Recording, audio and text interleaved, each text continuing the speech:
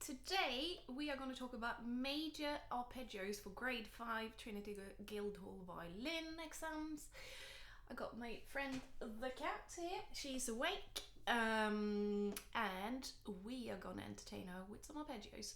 We're going to cover G major, 3 octaves, we're going to cover B major, A flat major and E major, 2 octaves. Okay, so here we go. First arpeggio out is G major, 3 octaves.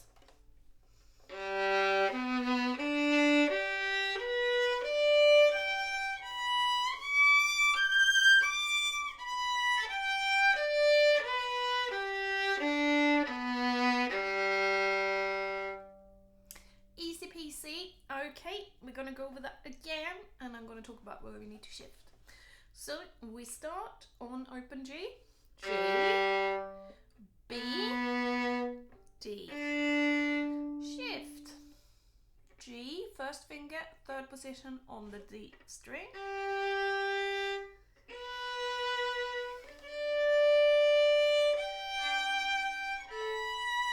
and now we want to slide up with our first finger to the D,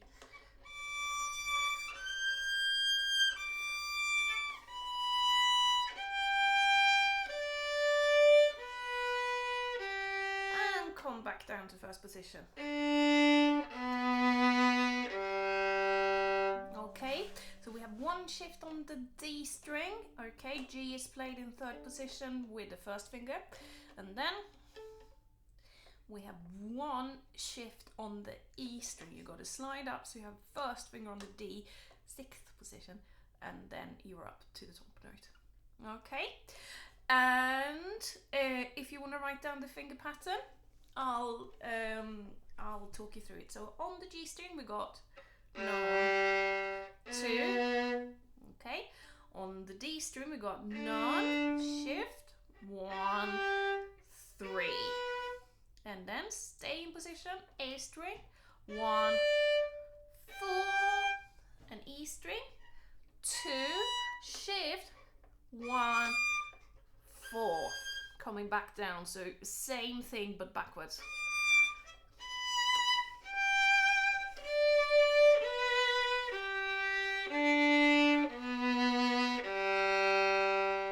Okay, and as I say in all my videos, rewind me, pause, write things down.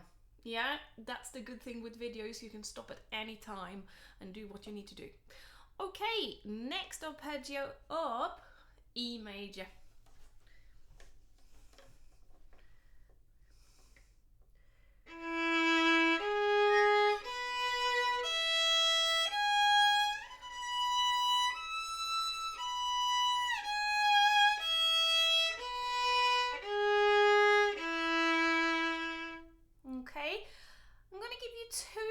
Versions here, 2 different fingerings you can use, okay? Depends on which tricky thing you prefer. Okay, so the first one, we're going to talk about the shift first. So we start, first finger on D,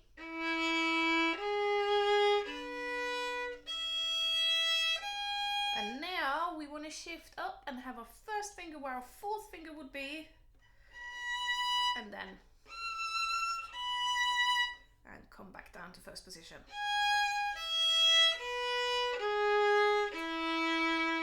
So that's quite a long shift, okay?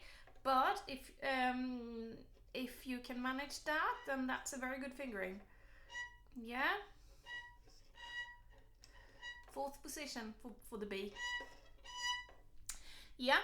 Okay, the other fingering, the other shift, the other option for shift is this one. Shift to 2 on the A for the E in 3rd position. Stay in 3rd position. And now you want to stretch your 4 quite a lot. Go back to the A string with your 4th finger and come down to first position.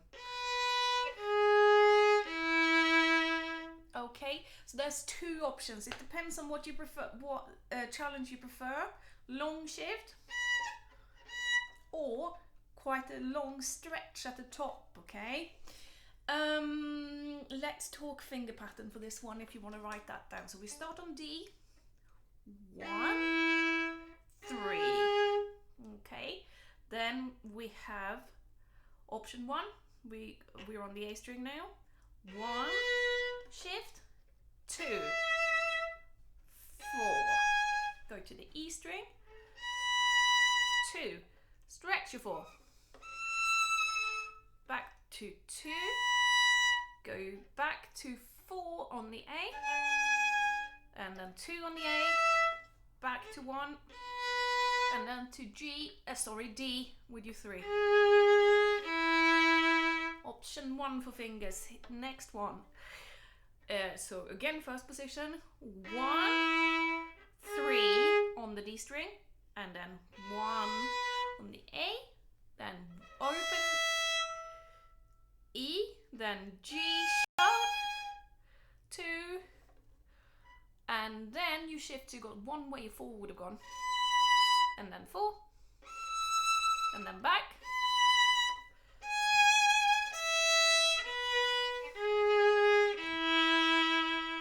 Okay, so 2 options for you there. I can tell you, it depends on where your technical difficulty lies. There are good points to them both. Yeah, so that's E major arpeggio. Let's move swiftly on to A flat major arpeggio. This is just in first position the whole way through.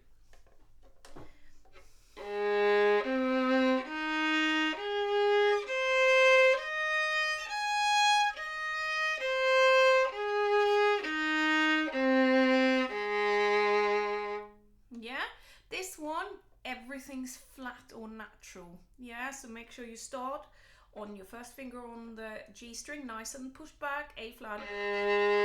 And then nice and push back, first finger on the D. And then fourth finger obviously. And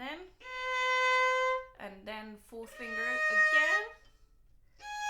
Yeah, so make sure things are nice and flat there. Almost think the whole hand comes back.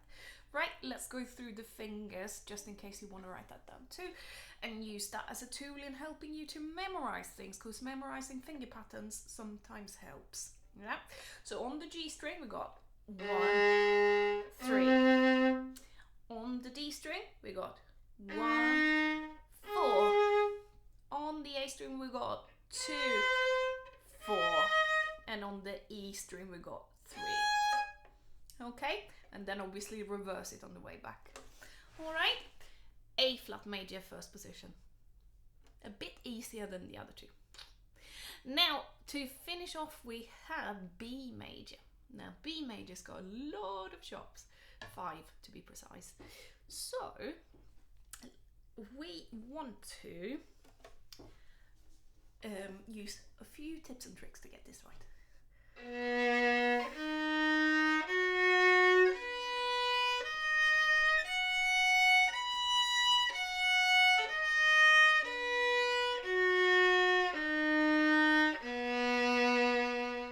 Okay, so like with the scale, if you watch my scale video, which I hope you have because I want you to do the videos in order, we want to play our D sharp as an E flat because that note comes out the same. Okay, so let's go through the finger pattern.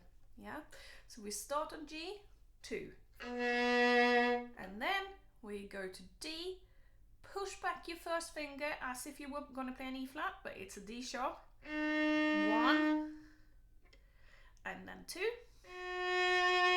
and then let's go to A string, 1, 3, and then E string, 1, 4, and then reverse back, 1 on the E, 3 on the A, 1 on the A, 2 on the A, push back first finger on the D string, and then finish with a nice 2. Yeah?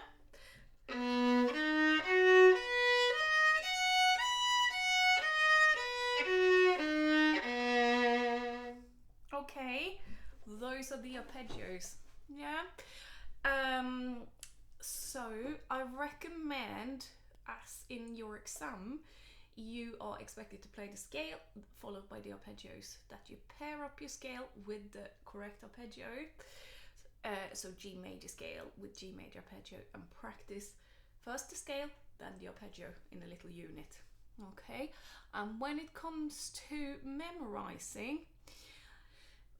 finger patterns, so G string 1 2, D string 2 3, and so on for arpeggios is all well and good, and it can help sometimes, but for longer arpeggios it becomes quite confusing thinking about a lot of numbers. So I really want you to listen to yourself when you're playing it, looking at the music and getting yourself to remember what it sounds like. That's one trick. So if you got an idea what it's supposed to sound like in your head, then you're much less likely to go wrong. Also, the rule of 5 is always helpful. Okay, so see if you can play it from memory once, then see if you can do it 4 more times, and if you can do it 4 more times, then you know it.